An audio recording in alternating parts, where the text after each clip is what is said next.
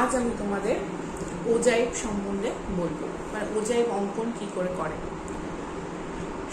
আচ্ছা, ওজাইবটা হচ্ছে মধ্যমা যদি লেখচিত্রের মাধ্যমে রিপ্রেজেন্ট করা যায়, সেখানে তাহলে যে লেখটা পাবো, সেখানে যে লেখ থেকে আমরা মধ্যমাটা নির্ণয় করতে পারবো, সেই লেখটাকে আমরা বলবো বা লেখচিত্রটাকে বলবো ওজাইব। ওজাইব হচ্ছে দু রকম হয়, একটা হচ্ছে ক্ষুদ্রতর সূচক, একটা হচ্ছে বৃহত্তর সূচক। ক্ষুদ্রতর সূচকটা কখন হয়? ধরো আমরা যখন মানে ক্রমযৌগিক যে পরিসংখ্যা, ক্রমযৌগিক পরিসংখ্যার ক্ষেত্রে দুটো সূচক হয়, একটা হচ্ছে ক্ষুদ্রতর, একটা বৃহত্তর। তাহলে এই ক্রমযৌগিক সূচকের ক্ষেত্রে যেমন আমরা বলে থাকি, ধরো একটা যে বাউন্ডারি মানে যে কোনো একটা শ্রেণী, ধরো একটা শ্রেণী নিলাম 30 থেকে 40, তাহলে 30 থেকে 40 মানে একটা মানে 30 থেকে শুরু হচ্ছে, 40-এ গিয়ে শেষ হচ্ছে। তার মানে তার আগেও আছে, পরেও আছে। তার মানে হতে পারে কি 30-এর কম হতে পারে, 40-এর বেশিও হতে পারে, তাই না? মানে 30 থেকে 40-এর মধ্যে একটা সংখ্যা আছে ক্রমজ। ধরো কোনো শ্রেণী দিয়েছে 0 থেকে 10, 10 থেকে 20, 20 থেকে 30, 30 থেকে 40, তার মধ্যে আমরা একটা শ্রেণীকে তুলে নিলাম 30 থেকে 40। তাহলে 30 থেকে 40-এর মধ্যে একটা পরিসংখ্যা দেওয়া আছে, কিন্তু আমরা যদি ওই শ্রেণীটা বাদ দিয়ে 30-এর কম যদি চাই বা 40-এর বেশি যদি চাই, তখন কি হবে? তখন সেটা নির্ণয়ের জন্য ক্রমযৌগিক পরিসংখ্যা ব্যবহার করা হয়। তা ক্রমযৌগিক পরিসংখ্যা ব্যবহার করা হয় তখনই, এবার কমের ক্ষেত্রে মানে যখন কম বলবো, ধরো প্রত্যেকটা শ্রেণীতে কি আছে 0 থেকে 10, যখন বলবো 10-এর কম, তারপর এটা 10 থেকে 20, তখন 20-র কম। 20-র কম হলে কি হবে? 0 থেকে 10-এর মধ্যে যে পরিসংখ্যাটা আছে সেটাও হবে, আবার 10 থেকে 20-র মধ্যে যে পরিসংখ্যাটা আছে সেটাও হবে, দুটোকে যোগ করবো। কিন্তু যদি বলি যে 20-র বেশি, তাহলে তখন কি হবে? তখন এই যে 0 থেকে 20 পর্যন্ত সেই পরিসংখ্যাগুলো থাকবে না, তার ওপরের গুলো থাকবে। যদি 10টা শ্রেণী থাকে, 0 থেকে 10, 10 থেকে 20, 20 থেকে 30, 30 থেকে 40, এবং যদি 100 পর্যন্ত থাকে, তাহলে 20-র বেশি যদি বলি, তাহলে বুঝবো হচ্ছে 20-র ওপরে, মানে 20 বা 20-র বেশি। তাহলে আমরা ক্ষুদ্রতরতে শিখেছি যে যে বাউন্ডারি বলবো তার থেকে কমে যাওয়ার ক্ষেত্রে।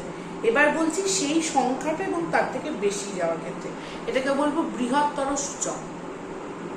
তাহলে কোন শ্রেণী বৃহত্তর ক্ষুদ্রতর সূচক আমরা শিখেছি যে দুটো যে সীমা থাকে, যেখান থেকে শুরু হয় নিম্ন সীমা, যেটাই শেষ হয় ঊর্ধ্ব সীমা। যেটা থেকে শুরু হচ্ছে সেটা হচ্ছে নিম্ন সীমা, যেটাই শেষ হচ্ছে ঊর্ধ্ব সীমা। মানে আমরা ধরো যদি একটা শ্রেণী লিখি 20 থেকে 30, তাহলে এটাকে বলবো নিম্ন সীমা, আর এটাকে বলবো ঊর্ধ্ব সীমা।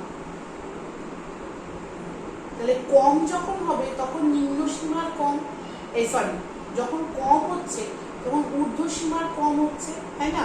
মানে শুরু হচ্ছে 0 থেকে 10, 0-র কম তো ধরো এটা স্টার্ট হয়েছে 0 থেকে 10, তারপর 10 থেকে 20। তাহলে যখন কম কম যাব, ক্ষুদ্র সূচকে যাব, তখন তার বলতে পারবো না যে 0-রও কম, 0-র কম তো কিছু নেই। তাহলে আমরা কতর কম যাব? প্রথমটাই আসবে 10-এর কম, তার মানে 10, 20, 30 এইভাবে যাবে। তাহলে আমাদের এটা ইন্ডিকেটার যে ক্ষুদ্রতর সূচকের ক্ষেত্রে ঊর্ধ্ব সীমাগুলোকে ব্যবহার করতে হবে, মানে ঊর্ধ্ব সীমাগুলোর কম লিখতে হয়। তাহলে সেইভাবে যদি নিই, তাহলে বৃহত্তর সূচকে কি নেব? বৃহত্তর সূচকে নিম্ন সীমাগুলোকে নেব। তাহলে নিম্ন সীমা তাহলে কি হবে? প্রথমটা 0 বা তার বেশি, মানে ওর থেকে তো আর বেশি হতে পারে না, 10-এর বেশি হতে পারে, তারপর হচ্ছে 0-র বেশি, মানে এটাই হচ্ছে সবচেয়ে শেষ বাউন্ডারি।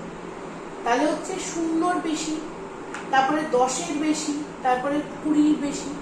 তাহলে ক্ষুদ্রতর সূচকের ক্ষেত্রে আমরা ঊর্ধ্ব সীমার কম লিখব, আর বৃহত্তর সূচকের ক্ষেত্রে নিম্ন সীমা বা তার বেশি লিখব। ঠিক আছে? এটা হচ্ছে ইন্ডিকেটর।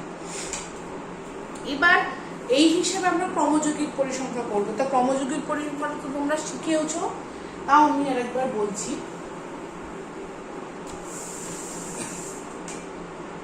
আমি দেখো তোমাদের বইয়ের 4 নম্বর মানে ওজাইবের যে 26.3 ওটা 4 নম্বর অঙ্কটা করাচ্ছি। কেন? কারণ ওখানে ক্ষুদ্রতর সূচকে আছে, বৃহত্তর আছে। তাই ক্ষুদ্রতর সূচকটা তো শিখিয়েছি, কিন্তু তাও দুটো শেখানো হয়ে যাবে, দুটোই হয়ে যাবে। দেখো তাহলে আমাদের প্রথমে কি বলছিলাম, আমি এই বক্সটা এঁকে রেখেছি, এই মার্কিংটা করে রেখেছি। আমি বক্সটা আঁকি।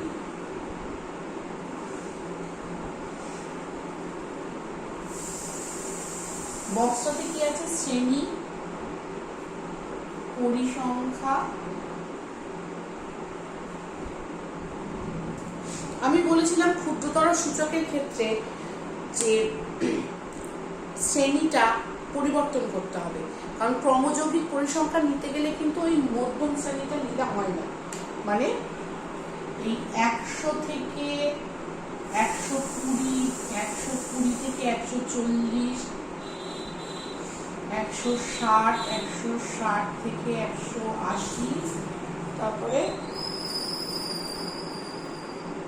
180 থেকে 200।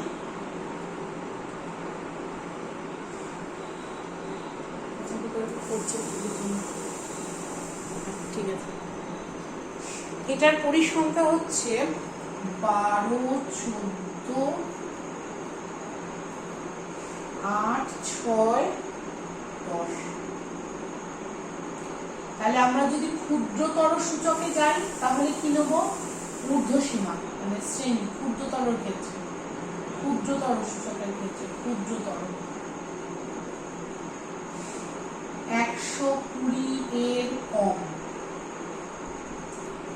140 এর কম, 160 এর কম, 180 কম, 200 কম। 120 কম কজন আছে? 12 জনই। ক্রমযৌগিক পরিসংখ্যা।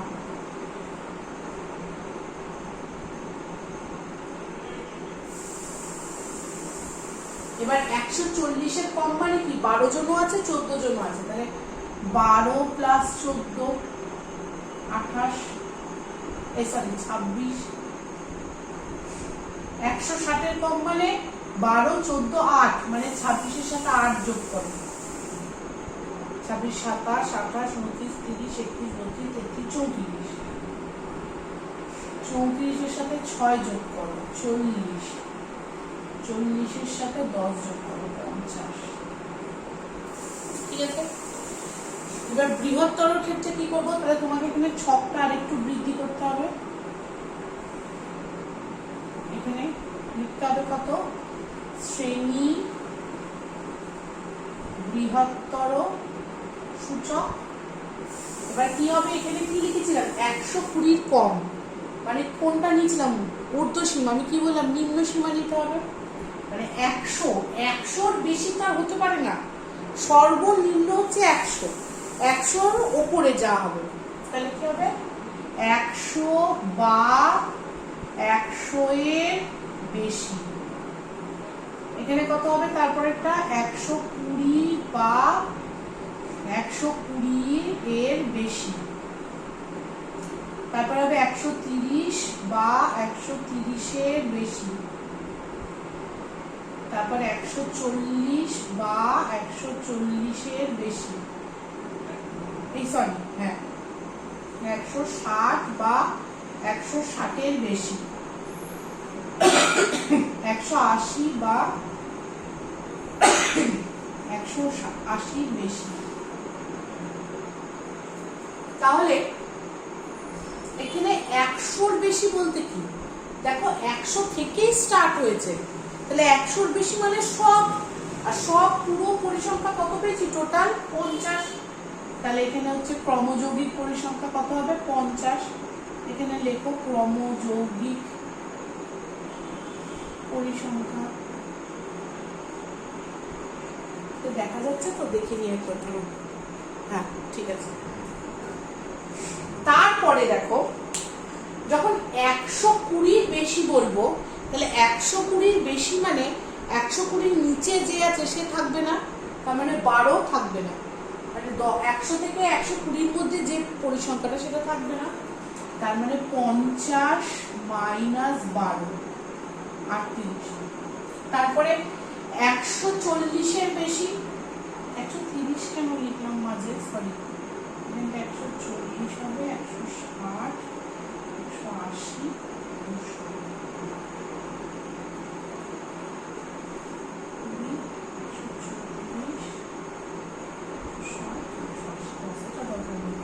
তাহলে 120-র বেশি হয়ে গেল। এবার 140-এর বেশি, 140-এর বেশি যখন হবে তাহলে দেখো এই দুটো থাকবে না, তার মানে হচ্ছে 38 থেকে 14 বাদ দাও, 38 থেকে 14 বাদ দিলে কত হবে, 4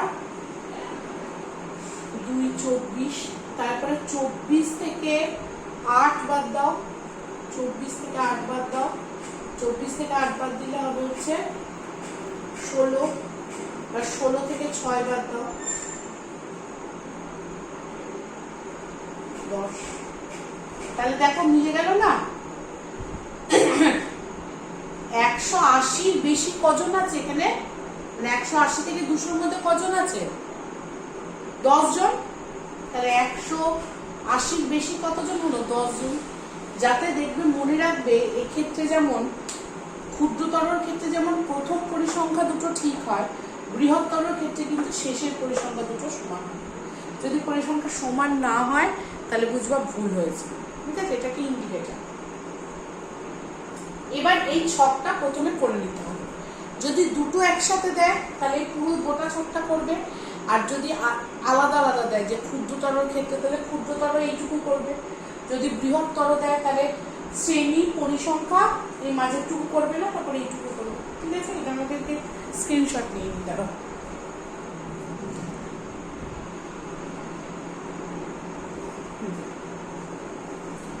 এবার আমি সংখ্যাগুলো একটু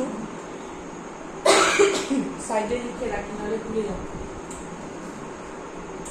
12, 26,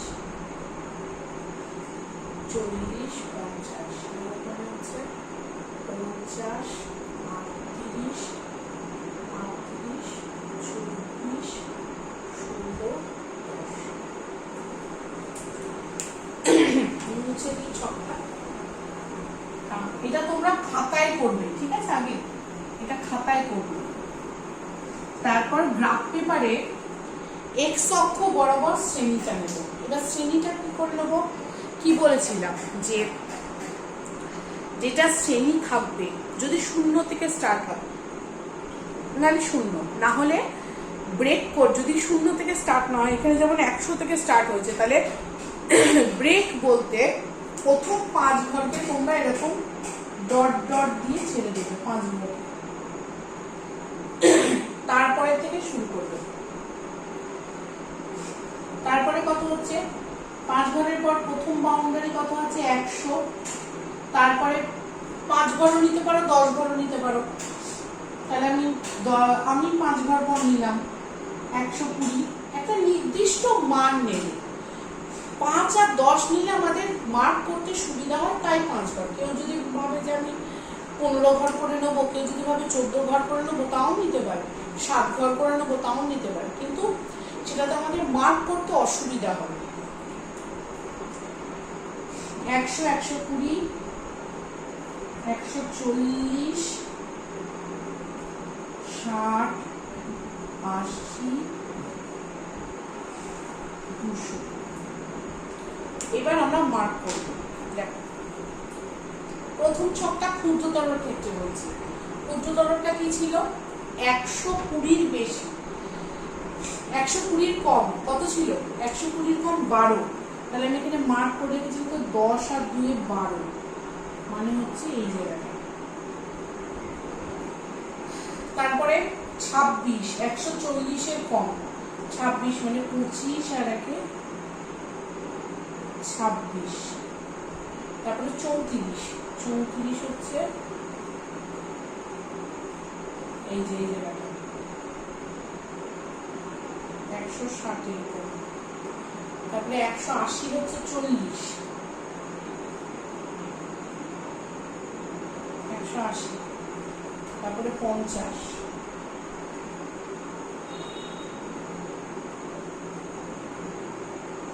ঠিক আছে।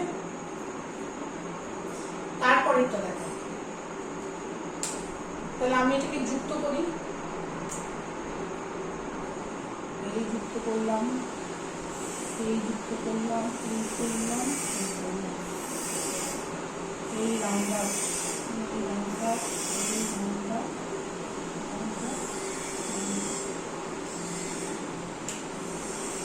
এবার পরেরটা দেখো, 100 বা তার বেশি, তার মানে 50, তাহলে এখানে দেখো 100 তে 50 চলে যাও, এই যে এই জায়গাটা 50 যাও, এই জায়গাটা। তারপর 38 মানে 40, নিচে দুটো দাগ, 120 তে 38 মানে এই জায়গাটা। 24, 140 এর বেশি, 24 মানে এই জায়গাটা। তারপরে দেখো 16 মানে হচ্ছে 15 একে 16, এই জায়গাটা। তারপরে 10,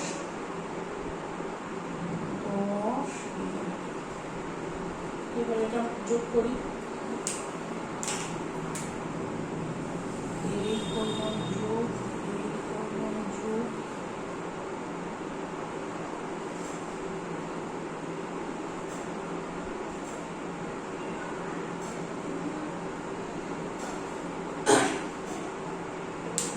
পেয়ে গেলাম। আমরা ক্ষুদ্রতর ক্ষেত্রে আমি বলছি এইরকম ভাবে যাবে, আর বৃহত্তর ক্ষেত্রে এইরকম ভাবে। ক্ষুদ্রতর ক্ষেত্রে এইভাবে যাবে, উঁচু হয়ে যাবে, আর বৃহত্তর ক্ষেত্রে এইভাবে নামবে গ্রাফটা, ঠিক আছে। বৃহত্তর ক্ষেত্রে গ্রাফটা নিচের দিকে নামবে বেঁকে এরকম করে, আর ক্ষুদ্রতর ক্ষেত্রে এইভাবে উপরে উঠে যাবে। এইবার মধ্যমা নির্ণয় করা, আগের বার কি বলেছিলাম, ক্ষুদ্রতর বা যে কোনো একটা গ্রাফ দেওয়া থাকলে যে টোটাল পরিসংখ্যাটা হবে, বৃহত্তর ক্ষেত্রেও তাই, মানে একটা পরিসংখ্যা দেওয়া থাকলে কি করবো, তাকে 2 দিয়ে ভাগ করবো। মানে এখানে ধরো 50 হয়েছে, তাহলে 2 দিয়ে ভাগ করলে কত হবে, 25। তাহলে 25 দেখো কি সুন্দর মিলেছে, দেখো যদি আমি দেখাতে পারি, দেখো মোটামুটি এ দেখো, দেখেছো 25 দাগের কাছেই মিলেছে, দেখেছো দুটো সংযোগ পয়েন্টটা। তাহলে 25 থেকে আমাদের কি হতো, লম্ব টানতে হতো গ্রাফটার উপরে দিয়ে, যে লম্বটা যেখানটা ছেদ করতো সেখান থেকে লম্ব টানতে হতো যদি একটা গ্রাফ দেওয়া থাকতো। আর এটাতে দেখো দুটো গ্রাফ দেওয়াতে কি সুন্দর 25-এর জায়গাটাতে, মানে যেটাতে থেকে মানে দুটোর যে ছেদ বিন্দু সেখান থেকে শুধু লম্ব টেনে দেবো। তাহলে এবার লম্ব টেনে দাও, 25, এই যে এটা টানতে হবে না, মানে আমি তোমাদের দেখানোর জন্য বলছি।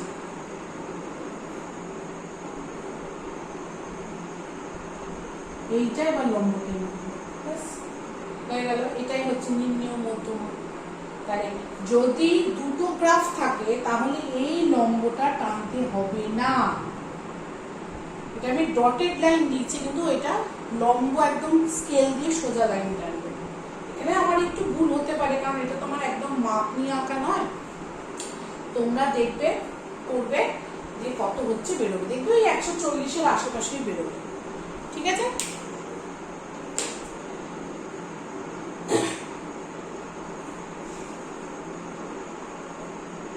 দেখো কি করে বুঝবে, দেখো ক্ষুদ্রতর ক্ষেত্রে কি হয়েছে, টোটাল হচ্ছে পরিসংখ্যা 25 বেরোচ্ছে, তো 25 মানে দেখো এই দেখো এখানে 25